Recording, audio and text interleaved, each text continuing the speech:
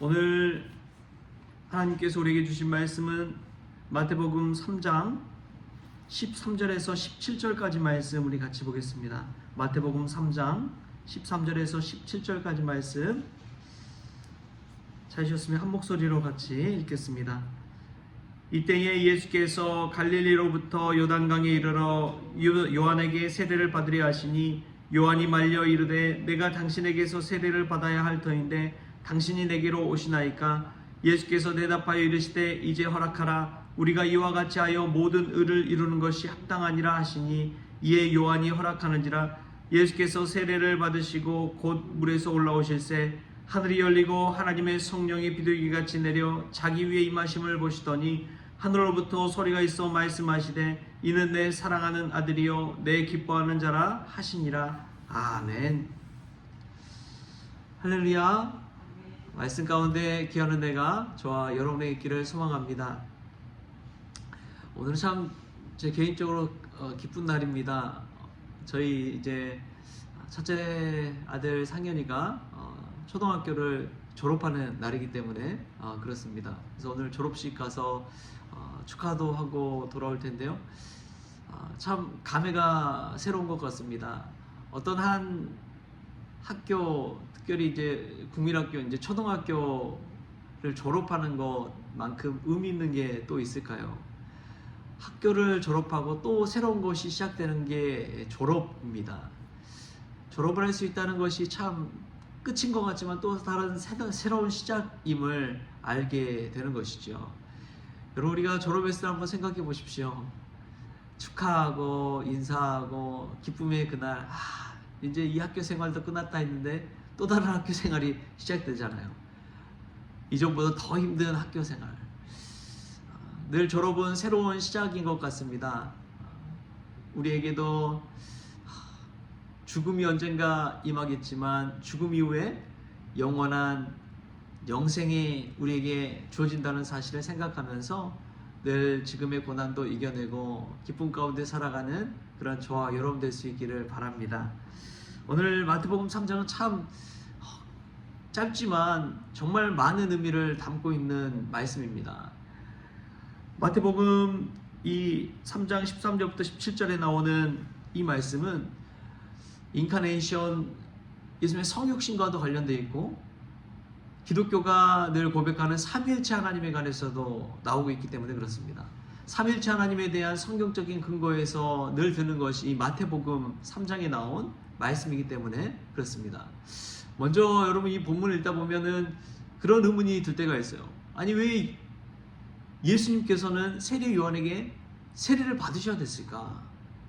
세례 요한은 자신의 뒤에 오시는 분의 이 신발끈도 매기 어렵다고 그렇게 고백하는데 자신은 물로 세례를 주지만 예수님께서는 성령으로 세례를 주신다고 그러셨는데 그런 분에게 요한이 왜 예수님에게 세례를 주셨고 예수님은 왜 요한에게 세례를 받으셨어야 됐을까? 여러분 왜 그랬을까요? 예수님은 그리스도시고 그런데 참 예수님의 사역의 시작은 세례 요한에게 세례를 받음으로 시작된다는 것을 알 수 있습니다.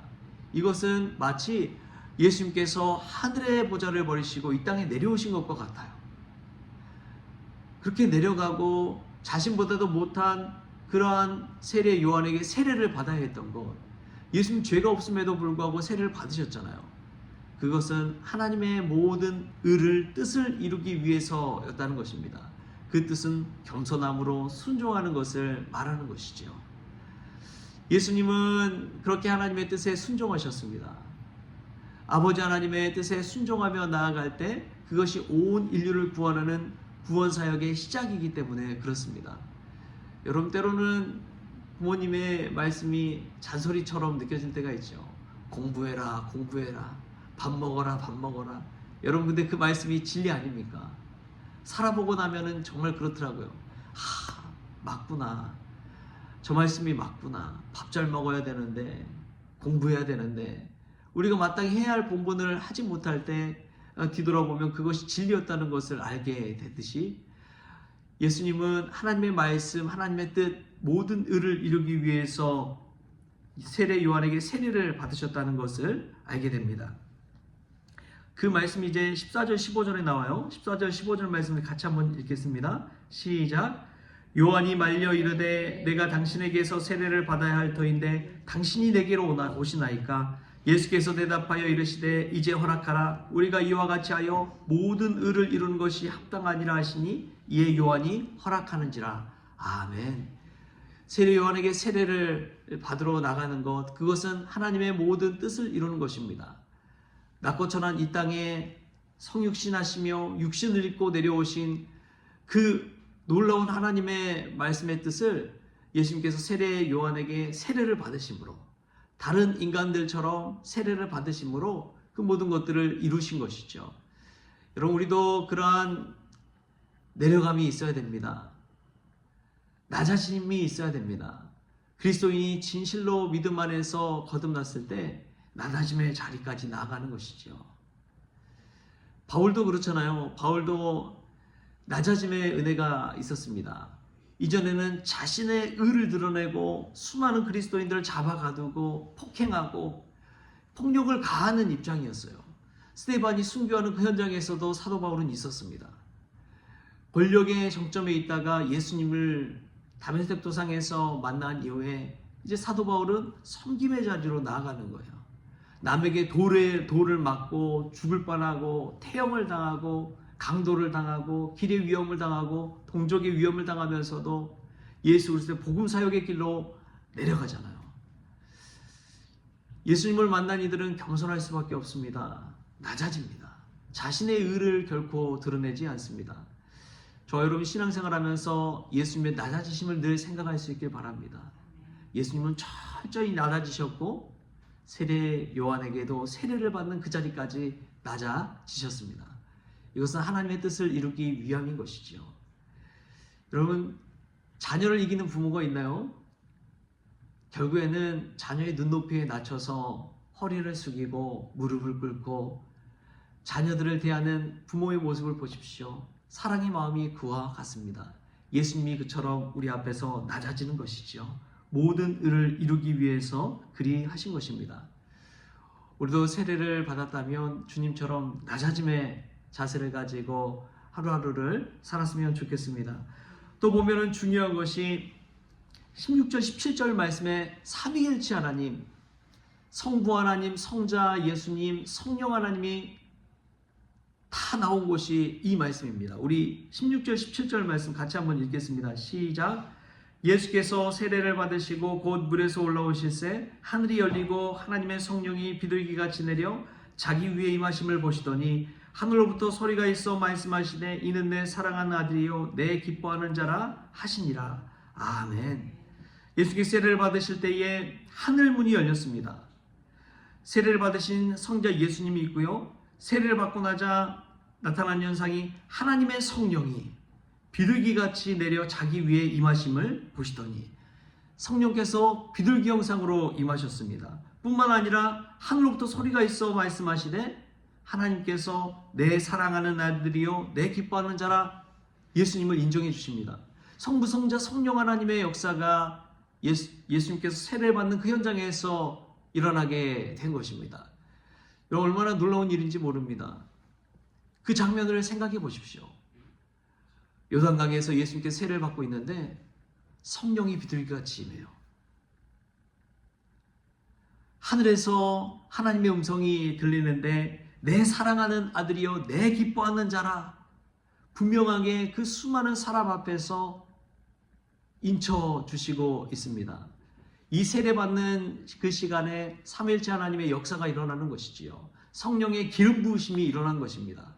이것으로 말미암아 예수 그리스도의 사역의 시작이 이루어지게 되는 것입니다. 여러분 왜 그랬습니까? 예수님께서 세례를 받으심으로 낮아지셨기 때문에 그렇습니다. 하나님의 말씀에 순종했기 때문에 그렇습니다. 순종하고 낮아질 때에 하늘 문이 열리고 은혜의 문이 열리고 축복의 문이 열릴 줄 믿습니다. 순종함으로 나아갈 때 찬양의 문이 열리고 기도의 문이 열릴 줄 믿습니다. 하나님 앞에 우리가 순종하며 나아갈 때 그때부터 내 사역이 시작하는 것이 아니라 하나님의 사역이 시작될 줄 믿습니다. 여러분 그것이 참 중요합니다. 내 뜻을 이루고자 하는 사람은 결국에는 다 망하고 말더라고요. 그러나 하나님의 뜻을 이루고자 자기 자신을 낮추고 겸손하고 순종하는 이들을 보면 하나님의 역사가 일어날 줄 믿습니다. 그럼 참 저는 이 말씀 가운데 가장 은혜가 되는 것이 17절 말씀에 나오는 이 말씀이요. 내 사랑하는 아들이요 내 기뻐하는 자라. 우리가 아무리 고생하더라도요 하나님께서 우리에게 내 사랑하는 아들이요 내 사랑하는 딸이요 내 기뻐하는 자라고 말씀해 주신다면 그것처럼 마음에 큰 위로가 되고 기쁨이 있어요. 그 누구도 아니고 하나님께서 그처럼 인정해 주시고 나를 사랑한다고 고백해 주시고 내가 너를 통해서 기뻐한다고 고백해 주신다면 얼마나 행복할까요? 그러면 우리가 수고한 모든 고난과 어려움과 아픔도 기쁨 가운데 감당할 수 있게 되는 것이죠. 공생의 첫 시작이 하나님께서 예수님을 이처럼 인정해 주시고 축복해 주신 것입니다.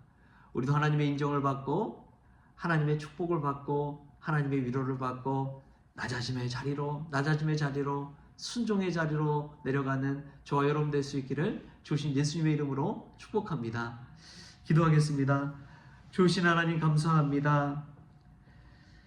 예수님께서 세례를 받으심으로 하나님의 모든 의를 이루신 것처럼 저희들도 낮아짐의 자리, 순종의 자리로 나아가기를 원합니다.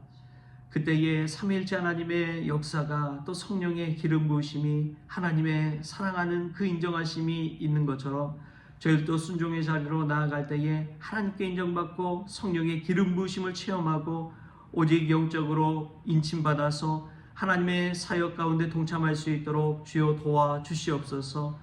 그래야 예수님의 뒤를 따라 십자가를 지고 주님을 따를 때에 우리의 삶 가운데서 성령이 비둘기같이 마음을 체험하게 하여 주시고 너는 내 사랑하는 아들이요 내 기뻐하는 자라 라는 하나님의 음성을 듣게 하여 주시옵소서. 그리하여 축복의 문, 기도의 문, 찬양의 문, 은혜의 문이 열릴 수 있도록 주님 역사하여 주옵소서. 감사하며 예수님의 이름으로 기도하옵나이다. 아멘. 우리 주님이 가르쳐주신 기도로 오늘 새벽 기도를 마치겠습니다. 하늘에 계신 우리 아버지여, 이름이 거룩히 여김을 받으시오며 나라가 임하시오며 뜻이 하늘에서 이루어진 것 같이 땅에서도 이루어지이다. 오늘 우리에게 일용할 양식을 주시옵고 우리가 우리에게 죄 지은 자를 사하여 준 것 같이 우리 죄를 사하여 주시옵고 우리를 시험에 들게 하지 마시옵고 다만 악에서 구하시옵소서. 나라와 권세와 영광이 아버지께 영원히 있사옵나이다. 아멘.